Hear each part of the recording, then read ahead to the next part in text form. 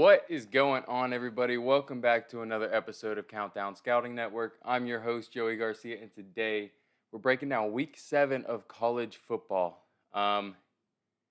Apologize, I'm trying to come up with words to kind of communicate what's going on. So I had a busy weekend. It's my wife's birthday weekend. On top of we had little kid birthday parties we had to go to on Saturday, so that kind of sucked.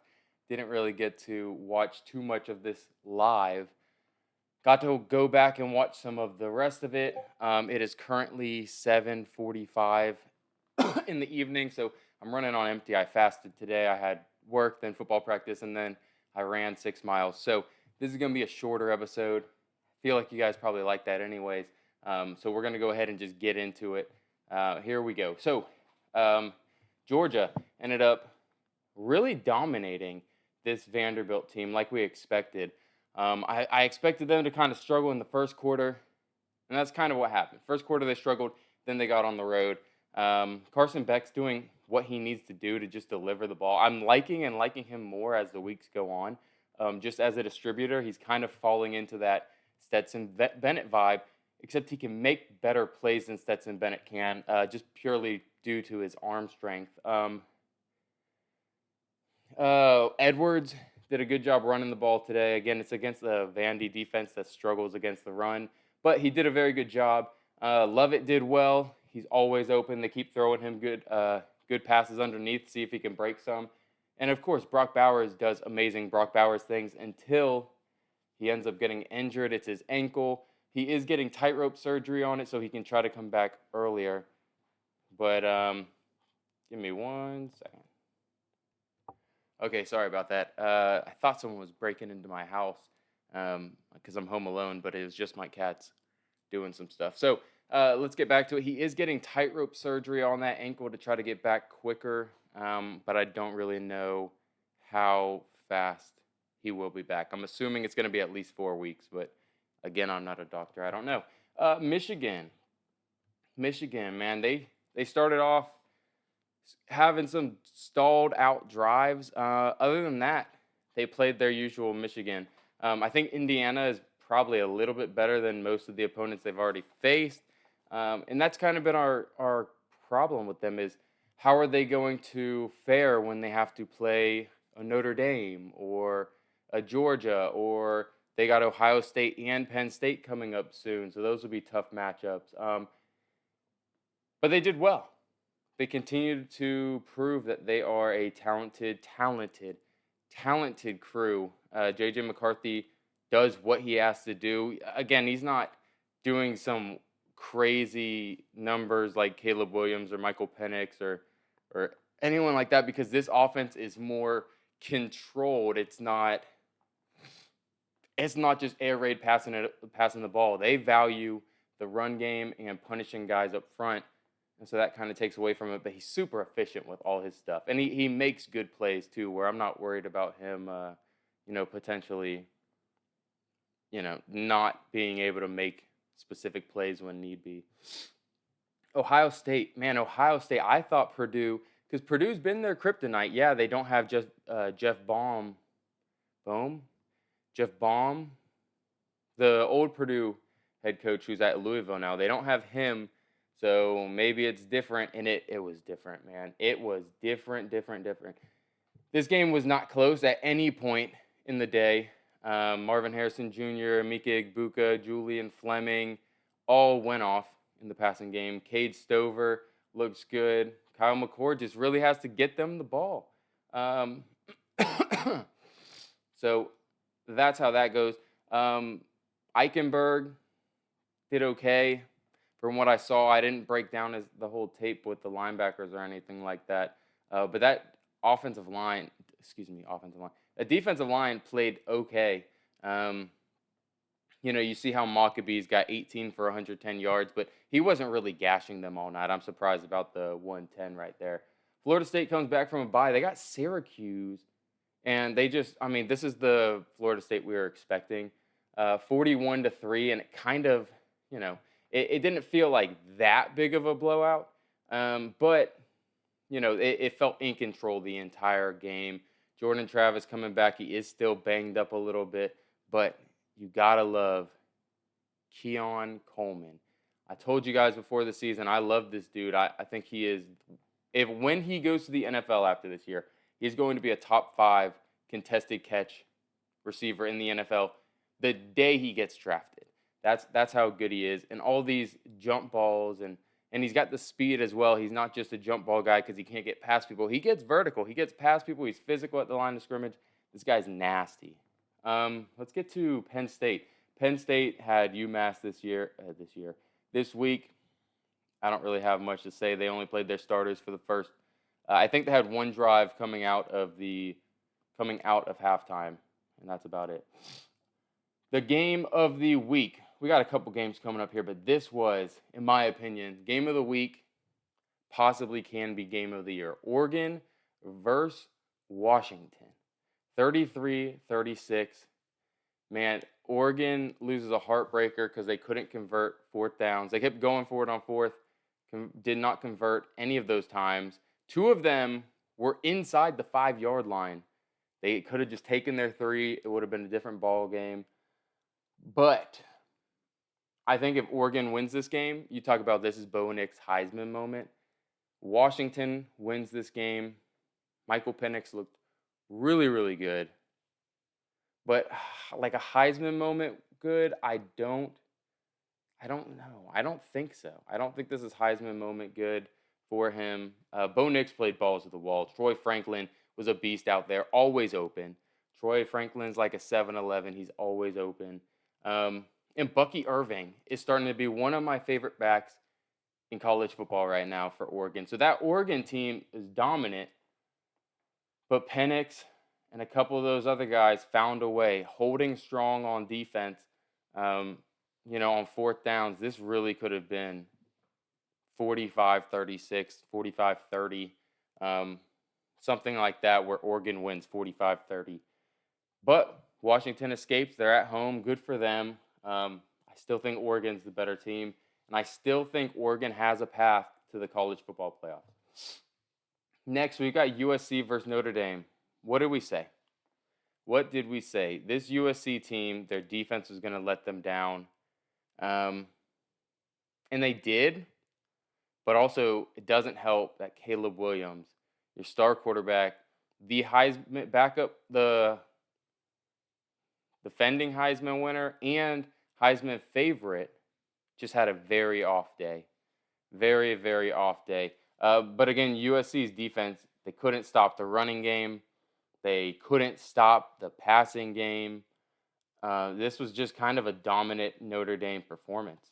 Also on special teams, I forgot about that. Special teams touchdowns going on. So just on all facets, this was not USC's day. I think USC is better than this, but it doesn't help that when they play a real opponent, this happens, Getting to Alabama, Arkansas. Again, Alabama survives a close one. This one really came down to the final drive. Alabama ends up getting 2 third down conversions to continue their drive and just basically just run out the rest of the clock. Jalen Milroe played another good game, I would say.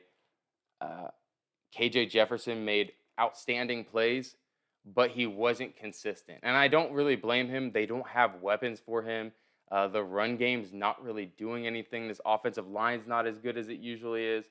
And Alabama escapes another one. But I think this is what they're going to keep doing. This is the Alabama team where it's bend, don't break all year long. They do not fold under pressure. So I don't have much to say about draft prospects because it's hard when I'm just trying to catch up on these games.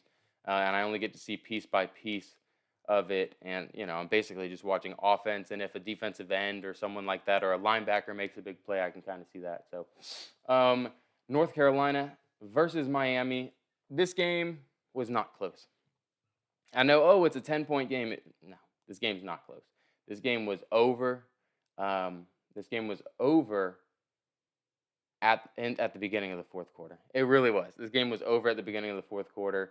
Tyler Van Dyke could not do anything. I know it says he's got almost 400 yards, 4 touchdowns, 2 interceptions, But this offensive line uh, for Miami had trouble. This is a good offensive line. They've got Matt Lee at center and Javion Cohen at guard, who are both talented interior offensive linemen who I think are NFL caliber players. And either this Notre Dame's defensive line is really, really good because they did the same thing with South Carolina week one. And I think that's really what it is. Either that or he's just holding the ball too long because he was getting pressured all night long. Omarion Hampton, the running back from USC, he's a beast. I got to check his eligibility. And then if he is eligible for the draft this year, and I don't mean redshirt sophomore, I mean like if he's a junior or something like that, I got to do a deep dive on this guy because he is explosive. He is explosive, man. Yeah, super exciting to watch. You got Tez Walker right here. Welcome back, Tez. Can't believe the NCAA cut 5 games out of your season, but glad to see you back. You're a beast. 6 receptions, 132 yards, 3 touchdowns. Super explosive player with the ball in his hands.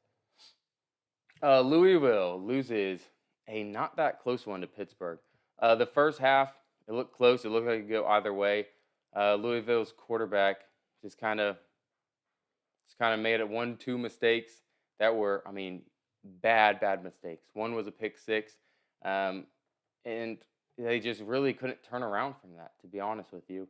Jamarion Thrash, the wide receiver, still doing work. I think if you told me he jumps up into the top 50, I would say I understand.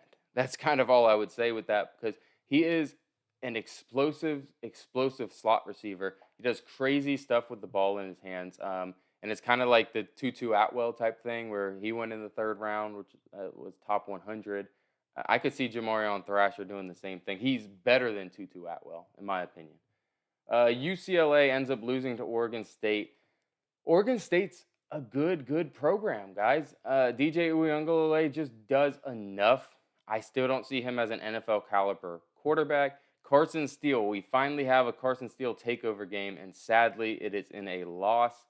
But the pass rushers on this UCLA team, Latu and Murphy, both did really, really well this game. They are definitely guys to watch. Latu is just a beast coming off the edge. He's bendy, he's versatile, he's got multiple pass rush moves. But Murphy kind of reminds me of like an Emmanuel Ogba / Kyle Van Noy. He can kind of be used as a stand-up off-ball linebacker. He can be rushed off the edge at a 7 technique, all the way down to probably a 3 technique.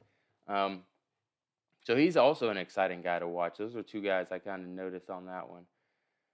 We got Utah at California. We talked about California not being a very good team. And again, this is a Utah team that doesn't have their starting quarterback. And they're just chugging along right here. 34-14. I don't really have anything else to say about this game. Duke wins 24-3 against NC State. That's a little bit of a rivalry right there. Again, they are out Riley. Riley is not playing right now. Riley Leonard. Is Leonard Riley? No, it's Riley Leonard. It's not playing right now. So they're just kind of relying on defense and run game. And, I mean, that's really what it is. It's short passes, short intermediate passes, run game, that kind of stuff. And they're doing a good job.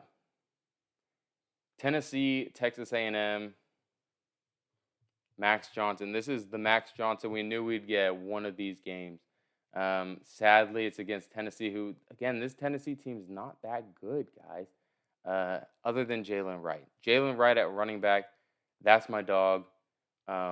He is a beast of a running back. Can catch the ball well, runs super hard, super willingly. He's not the fastest guy. He also isn't the greatest pass blocker, but for some reason, I really, really like this guy's. I don't know if it's his contact balance, his running style. There's something that draws me to Jalen Wright, and I can't really explain it right now. We're going to have to do a deep dive on him after the season as well. Man, Washington State ended up losing. I didn't even see this to Arizona. What happened here? We're going to have to do a quick deep dive into this. We are almost done, guys, I promise. We only got probably about 3 more games to look at. Cam Ward goes in 22 of 30 for 192 and an interception. Did he get injured? That's crazy. And then Mater had to come in for the last 3 plays. I don't know. I'm gonna have to do a deep dive on this. That's because you guys know Cam Ward. That's my dog. Oh, he had 2 fumbles and an interception. So 3 turnovers for him. Oh man. Okay, but how'd Jacob Cowing do? They didn't. There we go. 8 for 29. See, they kind of dump it down to him, let him do his work. Oh man.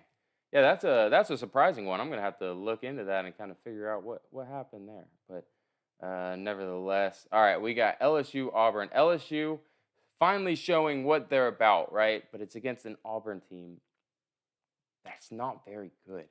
This is not a good Auburn team. Yeah, they only let up really 10 points. The other touchdown was, when their second string was in. Jaden Daniels, the quarterback for LSU. He has another good day. It's this defense I'm a little bit worried about. Again, they did good on offense. It's against a bad Auburn team. Just wait 2 more years, then we'll be talking about a good Auburn team. Oklahoma State versus Kansas State. This was a very exciting, underrated matchup. I really thought Kansas was going to beat Oklahoma State. But yeah, it looks like they're still on their backup quarterback. He did well. I mean, 2 interceptions isn't great. And then we got Missouri, Kentucky. Missouri stuns Kentucky. Ray Davis does all he can, but again, dude, when you don't, let's look at our boy. We look at him every single week from Missouri. Luther Burden, he's a true sophomore, by the way. I looked it up, so he's not even eligible. He didn't really do too much this game, but he wasn't really needed to. Look, Ray Davis just chugging along. Devin Leary struggles again. And I don't know what is happening if Devin Leary is not understanding the system, if the receivers aren't getting open, if the offensive line is not blocking well for him. But you see the offensive line blocking well for Ray Davis. So I'm not really 100% sure what the problem is with Devin Leary in this offense, because this is not the Devin Leary we saw at North Carolina State. NC State Devin Leary looked like a borderline Heisman candidate for part of it. It was just, he didn't really have the weapons. And then he's at Kentucky. Does he still not have the weapons? I mean, at some point, it's on you, right? At some point, we can't go through every single week and Devin Leary is, 100 yards. Like every single week, he's sub 150 yards. He's got 1 touchdown, maybe 2 touchdowns, sometimes even 0 touchdowns, but always 1 to 3 interceptions. Always. He always has multiple interceptions, less touchdowns than interceptions, less than 200 yards passing. It's on him at some point. So that's my Kentucky spiel today. Okay, let's look at just a couple more games. I know we had the Florida versus South Carolina game was super exciting. Came down to the wire. So we'll talk about that a little bit. Don't have anything on these guys. Houston. No. Tulane. Yeah, Tulane, man. Tulane looked really, really good. This Memphis team's decent, but that Michael Pratt at Tulane is a beast. Colorado. Oh, the Colorado-Stanford game. Oh, my goodness. Colorado goes into halftime up 29-0. Shedeur Sanders puts and they're running the ball well. They're throwing the ball well. They're blocking well. They're playing great defense. They're up 29-0. Shedeur Sanders puts up on his Instagram, link to bio and everything like that, because this game's toast, right? No, 29-0 turns into a game that goes into overtime, 43-43. And then 46-43 in double overtime. That is crazy. Travis Hunter, again, it's his first game back. He looked really explosive on offense. Defense, he struggled a little bit more. This kid, who is, I think he's a true freshman, Ayaminor, I think is how you say his name. I like Ayaminor. He beasted. He caught, this catch was, stupid. Let's go ahead and watch this really quickly. Oh, hold on. Let's see if I can get my frame rates up. No, sorry. Caught that over Travis Hunter's head. The majority of his receptions were against Travis Hunter as well. So very impressive by that guy right there. Looking at the Florida South Carolina game, um, South Carolina was up by 10 in the fourth quarter with about 5 minutes left to go. Um, Florida drives down the field, gets a nice touchdown, uh, or gets a field goal. I don't remember what they got. Then they get a defensive stop. Go down the field again on a third down, try to throw a slant route to Ricky Pearsall. It's behind him, hits off of his shoulder pad, and just happens to land in the hands of true freshman Trey Wilson for Florida. So he ends up catching that, gets the first down, and then they end up throwing a touchdown pass to Ricky Pearsall for the game winner. So, man, that was a crazy game. But that's it. I don't think I'm going to talk about any of these other games. I appreciate you guys stopping by. If you enjoyed this, go ahead and leave a like and subscribe. We got some exciting stuff coming out tomorrow. We're going to talk about the NFL games. Friday, we might do a mystery episode of something. I'm not really sure. But then Monday coming up, we have a Dynasty rookie mock draft Monday. I did it with my friend. It's already filmed. It was supposed to come out this Monday, and I just kind of forgot about it. So that's an hour-and-a-half long episode of us just ranting, giggling, making jokes, and talking about some of these prospects that you'll have to be looking at during, fantasy football. So if you guys enjoy that, look out for it on Monday. It should be coming out around noon Eastern time on Monday. So appreciate you guys stopping by. Have a good day. Peace.